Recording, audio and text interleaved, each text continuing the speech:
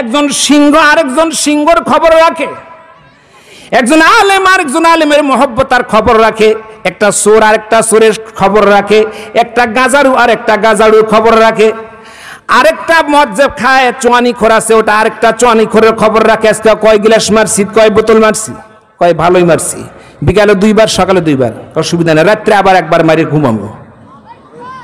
ভাইরা আমার, একজন আলেম আরেকজনের খবর রাখে, একজন তাহাজ্জুদ গুজার আরেকজন তাহাজ্জুদ গুজারের খবর রাখে, এই একজন মুজাহিদ আরেকজন মুজাহিদের খবর রাখে।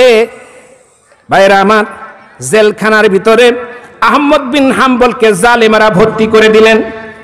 জেলের ভিতরে লোহার রড দিয়ে মারানো শুরু করলো, মারতে মারতে তার জুব্বাটা ছিঁড়ে গেল, জুব্বাটা ছিঁড়ে চৌচির হয়ে গেল। এরপরে তখন হযরত ইমাম শাফি রাহমাহুল্লাহ, ইমাম শাফির কাছে রাতের বেলা আল্লাহ রাব্বুল আলামিনের পক্ষ থেকে আল্লাহ রাসূল জানাচ্ছে, ইমাম শাফি রে তুমি জানায় দাও আহমদ বিন হাম্বলের খবর আল্লাহর কাছে অনেক ভালো। কার খবর ভালো? কমলা আপেল খায়া নাকি মায়ের নির্যাতন সইয়া? কোনটা? কমলা আর আপেল আর দুধ আর দুধের স্বর আর দইয়ের উপর দিয়ে ইসলাম আসে নাই। যে বেকুব বলে বুঝতে হবার মাথা ঠিক নাই, মেন্টালিটি হয়ে গেছে, ওকে মেন্টালি হাসপাতালে দরকার।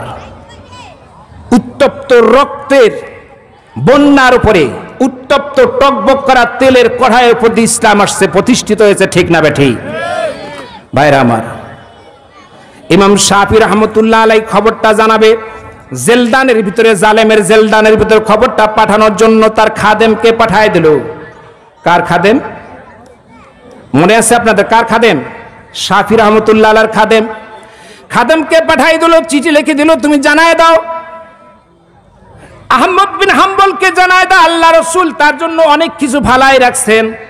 আহমদ বিন হাম্বলের নেকামল নির্যাতন আল্লাহর কাছে ভালো লেগেছে, এর বিনিময়ে আল্লাহ তাআলা তাকে জান্নাত দান করবে, বলুন সুবহানাল্লাহ। আহা, এরপরে তখন ইমাম শাফি রাহিমাহুল্লাহ তার খাদেমকে যখন জেলখানার পাঠাইছেন,